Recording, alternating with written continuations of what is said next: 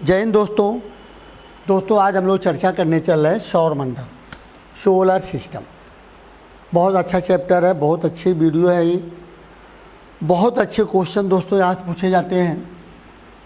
तो पहले हम लोग चर्चा करते हैं सूर्य के साथ उसके 8 ग्रहों, उनके उपग्रहों, क्षुद्र ग्रहों तथा बड़ी संख्या में धूमकेतुओं की सम्मिलित व्यवस्था का नाम है सौरमंडल। तो सौरमंडल में सभी शामिल होते हैं, चाहे ग्रह हो, चाहे उपग्रह हो, चाहे धूमकेतु हो और या क्षुद्र ग्रह हो, तो सभी सौरमंडल के अंग माने जाते हैं। सौरमंडल में सभी शामिल होते हैं दोस्तों। दूसरा हमारा क्वेश्चन आ जाता है कि सौरमंडल की खोज करने वाले वैज्ञानिक का नाम क्या है। तो सौरमंडल की दोस्तों खोज किया था कापरनिकस ने। तो कापरनिकस ने किया और सूर्य के सौरमंडल का केंद्र बताने वाला पहला व्यक्ति था कापरनिकस, जिन्होंने बताया था। दूसरा दोस्तों हमारा आ जाता है कि सौरमंडल की उत्पत्ति के मुख्य सिद्धांत ये वक्तव्य राशि का सिद्धांत कहलाता है, निहारिका का सिद्धांत कहलाता है, ज्वारी परिकल्पना, ग्रह पिंड परिकल्पना आदि का सिद्धांत कहलाता है दोस्तों। और वक्तव्य राशि परिकल्पना देने वाला जो भूवैज्ञानिक थे वे थे कांट। तो भूवैज्ञानिक कांट थे दोस्तों, जिन्होंने कल्पना दिया था। दूसरा हमारा आता है निहारिका का सिद्धांत। तो निहारिका नेबुलर थ्योरी यानी लाप्लास ने दिया था। इसके बाद दोस्तों हम आ जाते हैं ज्वारी परिकल्पना। तो इसका ध्यान दिया था जेम्स जीन्स और हेराल्ड जेफरी ने इसका सिद्धांत दिया था दोस्तों। इसके बाद हम आ जाते हैं ग्रहों, ग्रह पिंड परिकल्पना। तो ग्रह पिंड परिकल्पना का सिद्धांत दिया था जैम्बरलिन और माल्टन ने सिद्धांत दिया था दोस्तों। अब आपको एक चीज़ बता दें दोस्तों, सिद्धांत क्वेश्चन एक आने ही आना है, इसीलिए हमने सिद्धांत को इकट्ठा किया और बनाया इसको।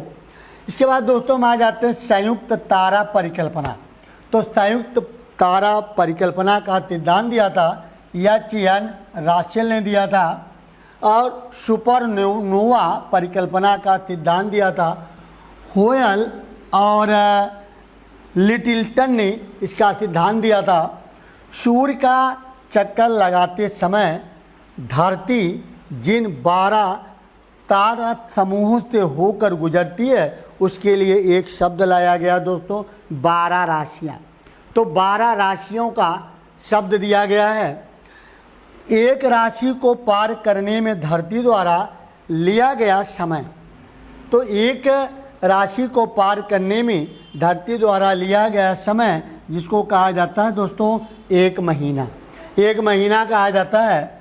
और सभी 12 राशियों के गुजरती हुई सूर्य का एक चक्कर रवि मार्ग या क्रांति वृत्त के नाम से जाना जाता है। पूरा करने में धरती जिस मार्ग से गुजरती है उसे रवि मार्ग या क्रांति वृत्त कहा जाता है दोस्तों। रवि मार्ग को 12 भागों में बांटने की एक पद्धति जिसे राशि चक्र देने वाली सभ्यता है। ये सभ्यता कहाँ से क्या कहा जाता है दोस्तों, तो बेबीलोन सभ्यता के नाम से इसे जाना जाता है। और दोस्तों हम आपको बता दें कि धरती का चक्कर लगाते समय चाँद जिन 27 तारा समूहों से होकर गुजरता है उसको हम लोग बोलते हैं नक्षत्र। तो नक्षत्रों की संख्या दोस्तों 27 होती है। इसके बाद दोस्तों हम लोग आगे बढ़ते हैं कि एक नक्षत्र को पार करने में चाँद द्वारा लिया गया समय, यानी चंद्रमा जो नक्षत्र को पार करता जो एक चक्कर लगाता है वो 23 घंटे 56 मिनट 48 सेकंड में पूरा करता है। सूर्य द्वारा अपनी आकाश गंगा का एक चक्कर लगाने में लिया गया समय, तो ये लिया गया समय ये 224 मिलियन वर्षों को है, जिसको हम लोग बोलते हैं कास्मिक वर्ष। तो कास्मिक वर्ष के नाम से दोस्तों जाना जाता है, इसको कास्मिक वर्ष कहा जाता है। तो कास्मिक वर्ष के नाम से जानते हैं। सूर्य की आयु या कुल जीवन काल, तो सूर्य की आयु या कुल जीवन काल है 5 अरब वर्ष या 10 अरब वर्ष के लगभग माना जाता, 5 से 10 अरब। सूर्य का जीवन काल समाप्त होने पर बनने वाला विशाल कायपिंड को क्या कहा जाता है दोस्तों? लाल दानव के नाम से या जाना जाता है। सूर्य और सूर्य के आकार के अन्य तारों के लिए लाल दानव के बाद की स्थिति को कहा जाता है श्वेत दानव।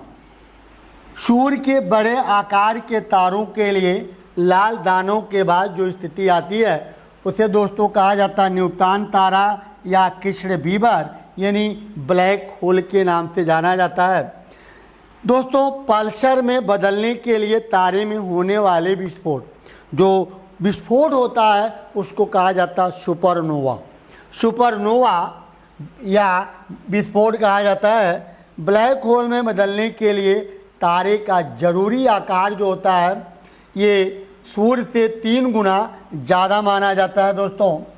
इसके बाद हम आते हैं ब्लैक होल में बदलने के लिए सूर्य से तीव्र 3 गुना ज़्यादा आकार होने वाली सीमा निर्धारित करने वाले वैज्ञानिक कौन थे दोस्तों?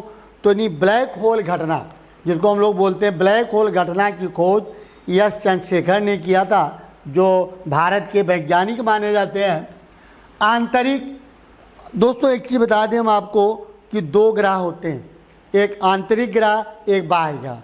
तो चूँकि ग्रहों की संख्या 8 है तो प्रारंभ के जो 4 ग्रह हैं, तो प्रारंभ के जो 4 ग्रह हैं जैसे बुध, शुक्र, पृथ्वी और मंगल, ये प्रारंभ के 4 ग्रह हैं, इसको बोला जाता है आंतरिक ग्रह।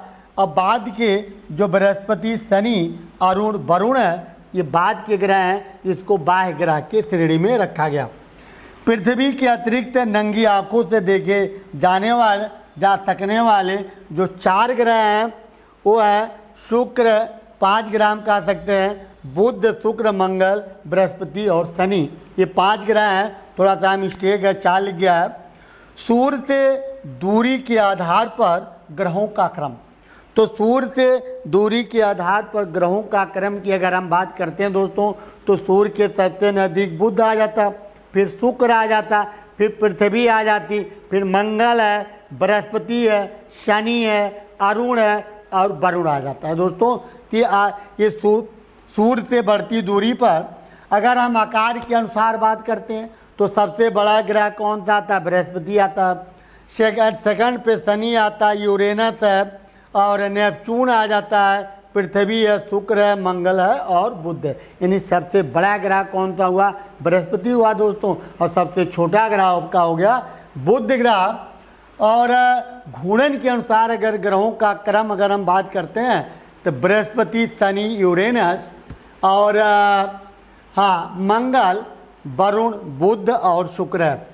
परिक्रमा के अनुसार ग्रहों का क्रम, अगर परिक्रमा के अनुसार ग्रहों के क्रम की हम बात करते हैं दोस्तों, बुध हो गया, शुक्र है, पृथ्वी, मंगल, बृहस्पति, शनि और यूरेनस और नेपच्यून आ जाता है। अक्ष पर झुकाव के अनुसार ग्रहों का तो सबसे ज़्यादा अरुण झुका हुआ है, फिर वरुण है, फिर शनि है, फिर मंगल है, फिर बृहस्पति है, फिर बुध, बृहस्पति और शुक्र है। यानी सबसे कम झुकाव किसका है? तो शुक्र का है। सबसे अधिक झुकाव दोस्तों किसका है? तो यूरेनस का है। तो चलिए दोस्तों हमारी आज की वीडियो यहीं समाप्त होती है। अगली वीडियो में फिर मिलते हैं। जय हिंद, जय भारत।